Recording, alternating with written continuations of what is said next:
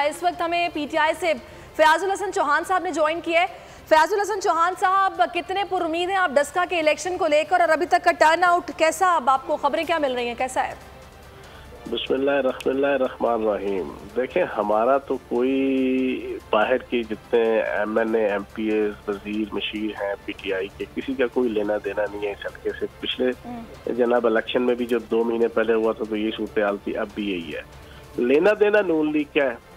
नून league के जनाब जितने गुंडे मस्टंडे, जितने एमएनए एमपी अपने साथ जनाब वो सारे पिछली दफा भी मौजूद थे। अब वो फिर वो अता तारड़ जना वो खलाई मखलूक बन के यहाँ पे आया हुआ है और कोई ना कोई आप देख रहे हैं टीवी चैनल वाले दिखा रहे हैं कि फिर फड्डा हो रहा है, फिर 5 बंदे नून लीग के फायरिंग करते हुए गिरफ्तार हो गए।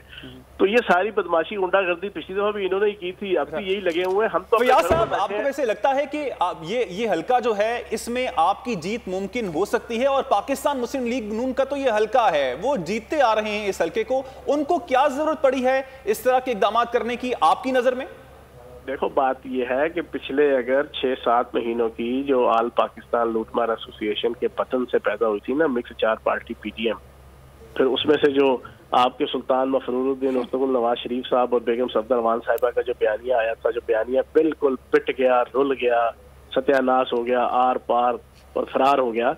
लेकिन वो जो बयानिया था और उसके पीछे इनकी जो इज्जत दांव पे लगी हुई थी, इनके लिए तो जिंदगी मौत और इज्जत का मसला था। हमारे लिए तो कोई इशू नहीं। आपने तो हमारी बात खुद कर दी कि भाई हमारी तो सीट थी ही नहीं, हमारे लिए तो कोई इज्जत बेइज्जती जिंदगी मौत का मसला नहीं है। ऐसी बात है तो उनके लिए है। ऐसी बात है तो फयाज साहब उत्थे हो की रहा है, तो उत्थे ट्रक लग गया है जनाब, शामियाना लग गया है और आटे की जो पैकेट्स हैं वो एक बंदा 2-2 लेके जा रहा है, वो भी सस्ते रेट पर। तो फिर ये करने की क्या जरूरत है? ये सिर्फ उत्थे नहीं हो रहा है, पूरे पंजाब जो हो रहा है जनाब। मैं कल हजरों में था, वहां पे भी हमने जनाब लगाए हुआ ट्रक, हमने रहीम यार खान से लेके अटक तक हर जगह पे पंजाब के अंदर सरदार उस्मान बुज़दार साहब की क़यादत में महंगाई को कंट्रोल करने के लिए, रमजान के अंदर लोगों को फैसिलिटेट करने के लिए बड़े एक्शन और विजिलेंट वे में ये पूरे पंजाब के अंदर। तो ये रमजान से पहले ही आप लोगों ने सब्सिडाइज चीजें देने शुरू कर दी? नहीं, रमजान तो आ गया ना, सस्ते बाजार तो लगना शुरू हो गया ना। कल परसों पहला दिन था जना, लगने शुरू हो गए थे। तो ये तो एज यूजुअल है ना, इट्स नॉट एक्सेप्शनल। और सर, अब यहाँ पे सवाल ये उठता है कि आपको लगता है कि ये सीट पाकिस्तान तहरीक इंसाफ जीत सकती है? वो भाई क्यों नहीं जीत सकती? पहले भी तो जीते थे ना। फिर उन्होंने रोना रोया, पहले कहा 23 पोलिंग स्टेशनों पे कराओ री पोलिंग, फिर उसके बाद कहते हैं पूरे हल्के में प्रिजाइडिंग अफसरान भी तो गायब हो गए थे ना सर। वो गायब हमने तो नहीं किए थे ना। अब इस पे तो तहकीकात होनी है ना। अभी इस पे कौन सा? आप कह रहे हैं कि उन्होंने गायब किए थे क्योंकि वो हार रहे थे, इसलिए वो अपने मकासद के लोगों को इस्तेमाल करना चाह रहे थे। आप दोनों सुन लो, कामरान साहब और सहरी साहिबा, आप दोनों सुन लो। 2013 के इलेक्शन में आपकी कम अज कम 2013 के इलेक्शन में आपका कम अज कम 30% जो आपके हल्के थे ना एमएनए एमपीए के पंजाब में, अफसर जनाब उन्होंने अपना रिजल्ट जना 1.5-2 दिन बाद किया था, जिसकी जनाब इलेक्शन के रिजल्ट की सूरत में जनाब नवाज शरीफ साहब वज़ीर आज़म बने थे। जिसकी इलेक्शन की रात को, सुने एक मिनट मेरी पूरी बात सुन लो, जिसकी इलेक्शन की रात को अभी रिजल्ट 50% भी नहीं आए थे, तो नवाज शरीफ साहब ने 9 बजे कहा था कि मुझे 2 तिहाई अक्सरियत चाहिए। ये किस फुफो से मांग रहे थे 2 तिहाई अक्सरियत? जना इनसे पूछो जना, किस मामे चाचे से मांग रहे थे जना ये 2 तिहाई अक्सरियत? जना इनसे पूछे ना। कहने का मकसद ये है कि ये कोई एक दफा, ये पहली दफा चीज नहीं हुई कि प्रिजाइडिंग अफसर लेट हो गए, वहां सर्दी का मौसम था, बाकी भी मामलात और हालात थे जना। बाकी जो 2 बंदे शहीद हुए थे वो तो पीटीआई के थे ना। अब आप माजिद लड़का जो वो पीटीआई का था। बात ये कि मुझे अब ये बताए ना कि असद मली बोल रहे हैं कि तारीख में पहली बार होगा कि 2 महीने में एक एमएनए 2 बार यहाँ से इलेक्ट होगा और मैं इससे बड़ी लीड से जीत के दिखाऊंगा। फिर उसके बाद अब पिछली दफ़ा जो कुछ हुआ, जिस तरह से वो मरियम नवाज ने शोर मचाया कि डस्का में बस का ही उठा के ले गए, वोट चोर हुकूमत, वोट चोर वोट चोर। इस सारी सूरत हाल में मरियम जाहिर सी बात है पार्टी को लीड कर रही हैं, वो ट्वीट कर रही हैं, अपील कर रही हैं बाहर निकलो वोट कास्ट करो। ये हल्का इतनी अहमियत का हामिल हो क्यों गया है? 75 डस्का कभी इतना इंपॉर्टेंस का हामिल नहीं था। पहली बात तो ये है कि बेगम सफदरवान साहिबा के ट्वीट और डॉक्टर अदनान के टीके, ये बड़ा इंटरनेशनल फिनोमेना है। उनके टीके हैं, इनके ट्वीट है। उसको टीके लगाने का शौक है, इनको ट्वीट करने का शौक है, ठीक है ना। उसके अलावा बेगम सफदरवान के पास और कोई काम कोई नहीं, पहली बात। अब करप्शन जना इलेक्शन की करप्शन की बात करते हैं ना, तो मैं बेगम सफदरवान साहिबा को आपके टीवी चैनल के जरिए से एक मैसेज दूंगा। ये डब्बे उठाने वाली तो बात की बात है ना। 2013 के इलेक्शन में इनके अब्बा जी सरगोदा से इलेक्शन लड़े, एक पोलिंग बूथ यहाँ पे टोटल वोट जो है वो 600 वोट था, टोटल 600 वोट। वहां पे 6130 की लीड से जरा इनके अब्बा जी जीत रहे थे।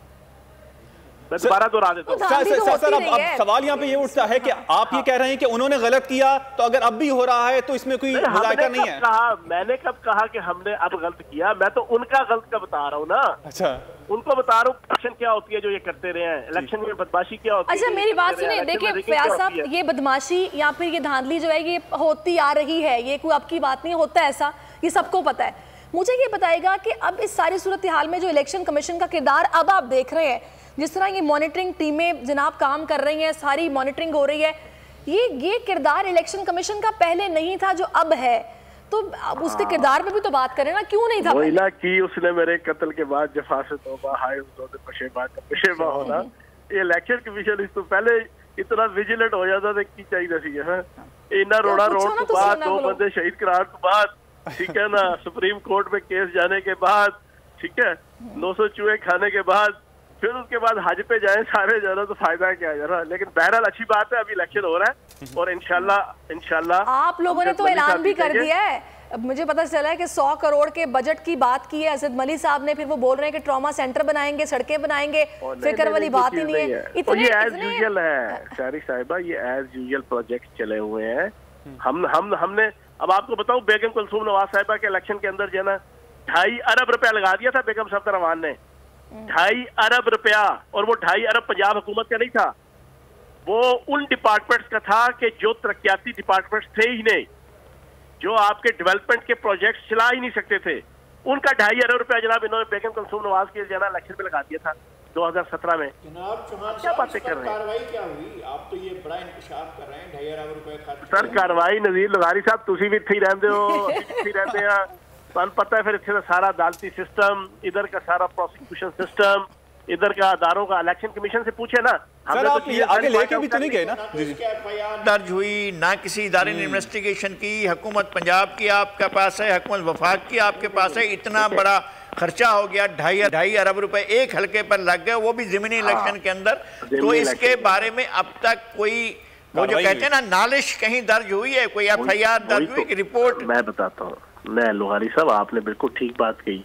अब इमरान खान साहब या पीटीआई की हुकूमत या पीटीआई के वज़रा प्रेस कॉन्फ्रेंस करके क्यों इलेक्शन कमीशन के ऊपर अदम एतमाद करते रहे? उसकी यही वजूहत है ना, पूरी चेन है ना, एक इवेंट्स की चेन है कि जिसमें साबित हुआ कि वो लोग अपनी परफॉर्मेंस या अपना रिजल्ट वो अच्छे तरीके से डिलीवर नहीं कर रहे। अब ये काम तो इलेक्शन कमीशन ने करना होता है ना, इलेक्शन से मुतल्लिका जितने मामला होते हैं, अब वहां पे उन्हें नजर नहीं आया। फिर अली हैदर गिलानी का जो हुआ, क्या सारी दुनिया ने नहीं देखा? आप मुझे ये बताएं, आपकी करीब की और दूर की नजर जितनी मर्जी खराब हो, आपको अली हैदर गिलानी के सारे मामला टीवी चैनलों के जरिए से पता चले कि नहीं चले, आपको समझ भी आ गए। इसी तरह सारी 22 करोड़ पाकिस्तानियों को भी समझ आ गए, लेकिन हमारे इलेक्शन को हेल्ड करने वाले जो अदारे हैं उनको समझ नहीं आई। सर वो पीटीआई के जो अरकान थे उनकी भी वीडियोस खुद पीटीआई ने निकाली थी। हाँ, मैं वही बात कर रहा हूँ ना, उस पर भी हमने कहा कि कोई एक्शन ले, जो जहाँ पे एक्शन लेना चाहिए वहाँ लेते हैं। वही बात है ना चौहान साहब, जहाँ पर जीत जाते हैं वहाँ पर खामोशी इख्तियार कर ली जाती है, जहाँ पर हार जाते हैं वहाँ पर इलेक्शन कमीशन का किरदार मुतनाज़िर हो जाता है। आज का इलेक्शन है, मैं तो सिंपल इतना कहूँगा, वोट इलेक्शन तो बंदा एक वोट से भी जीत जाता है ना, और एक वोट से हार भी जाता है, वो इतनी बड़ी बात नहीं है। लेकिन इंशाल्लाह आपके डस्का की अवाम पीटीआई के ऊपर भरपूर एतमाद करेंगी, जिसने आज से 2 महीने पहले किया था, और हमारा कैंडिडेट भरपूर तरीके से। सर फर्क क्या पड़ेगा? अच्छा सर अगर पाकिस्तान तहरीक इंसाफ जीत जाती है तब क्या फर्क पड़ेगा? पाकिस्तान तहरीक इंसाफ हार जाती है तब पाकिस्तान तहरीक इंसाफ को क्या फर्क पड़ेगा? यार कख भी फर्क जो है पंजाब हुकूमत के ऊपर या वफाक हुकूमत के ऊपर कोई नहीं पड़े। Full stop. लेकिन तासुर ये दिया जा रहा है ना कि अगर आप लोग हार जाते हैं, अगर आप 2 साल 5 महीने पंजाब के अंदर भी वफाक के अंदर भी पीटीआई की हुकूमत इसको एहतशाम, इज्जत और एहतराम। लेकिन फयाज साहब ये तासुर दिया जा रहा है ना कि अगर आप लोग हार गए तो इसका मतलब है कि महंगाई की वजह से लोग आपसे परेशान हैं, वो चाहते हैं कि आपसे जान छूट जाए, इसको रेफरेंडम कहा जा रहा है आप लोगों के खिलाफ। और नहीं यार, ये कोई बात नहीं है सारी साहिब, आप क्या बातें कर रहे हैं? नहीं, जो बातें हो रही है ना, हमने हल्के में आवाज से बात की है ना, वो ये बोल रहे हैं कि भाई हमने किया क्या हमारे लिए। सारी साहिबा शरीकियां दा काम ही गल्ला कर रहा होंगे ना, बस सही है, तुसी सही कह रहे हो। काम करना, बातें करनी होती है, हम काम करने पे लगे हुए हैं, लोग बातें करें, शरीका बातें करें, सारे बातें करें।